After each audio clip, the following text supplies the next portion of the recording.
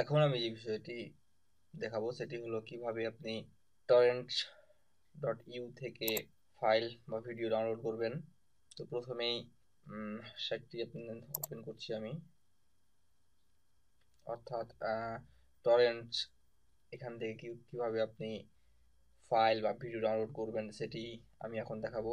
তো প্রথমেই আপনাকে যা করতে হবে, ইউটরেন্ট নামে একটি সফটওয়্যার আছে, সেটি আপনাকে ডাউনলোড করতে হবে। ওকে, এখান থেকে আপনি যে কোনো লিঙ্কে ঢুকে আপনি আপনার ইউটরেন্ট সফটওয়্যারটি ডাউনলোড করতে পারেন। দেন ইনস্টল করতে হবে আপনাকে। আমি ডাউনলোড করা এবং ইনস্টল করাটা দেখাচ্ছি না,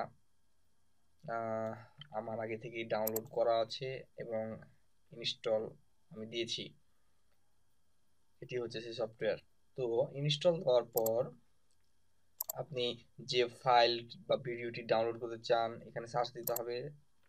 সাপোজ আমি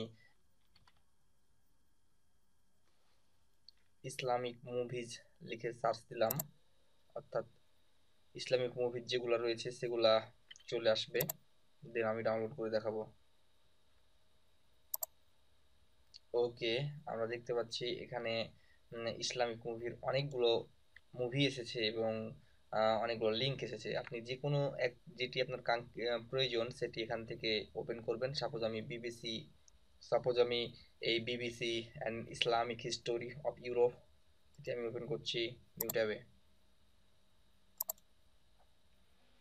ওকে, দেন আমি যে কোনো একটি লিংকে এবার ঢুকবো। সাপোজ এই লিঙ্কটাতে আমি ঢুকবো। আপনি এখানে যতগুলো লিঙ্ক আছে সবগুলোতে ঢুকেই আপনি ফাইল ডাউনলোড করতে পারবেন। তো আমি সাপোজ এই সার্ভার থেকেই ডাউনলোড করে দেখাচ্ছি।